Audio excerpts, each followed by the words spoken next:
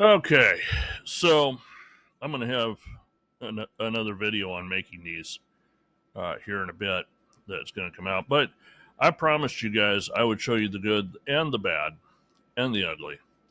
Well, none of this is ugly, but I made a mistake. See, I want to make a jig for etching these cards. These are metal, they're aluminum, and they're anodized black. And I want to etch them for business cards. Well, I don't want to do them one at a time because that's silly, especially when I've got, 55 of them to do or something like that. So I thought, hey, let's make a metal business card jig. Perfect. Wonderful. However, there's a problem. And that problem is this piece here with the nice rounded corners and stuff.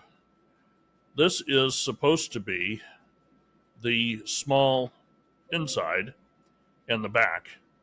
So in other words, it's supposed to come in this way. But if we line everything up, it doesn't do that. This piece here is supposed to go here. So that, as you can see, I have a lip all the way around on the inside, and I can then pop the cards back out. The problem is, as you can probably already tell, I put the words on the wrong spot. So, as my company commander in the United States Navy used to say, pay attention to details. This can happen to anybody. Now, I could put this together and use it, and it would be just fine. It just doesn't have the label on it the way that I want.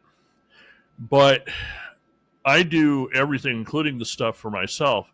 I try and make it as best as I can. And if I make a mistake, I redo it, make it right. This gets you in the habit of, when you're working on your customer stuff, instead of going, good enough. No, not good enough. The saying I used to say in my auto shop, my custom shop that I owned several years ago, perfect is almost good enough. And so, take pride in your work.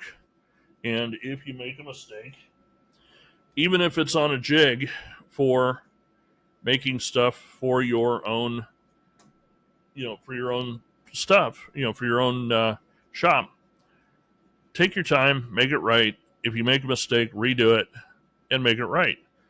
Okay, the materials for this hobby are relatively inexpensive.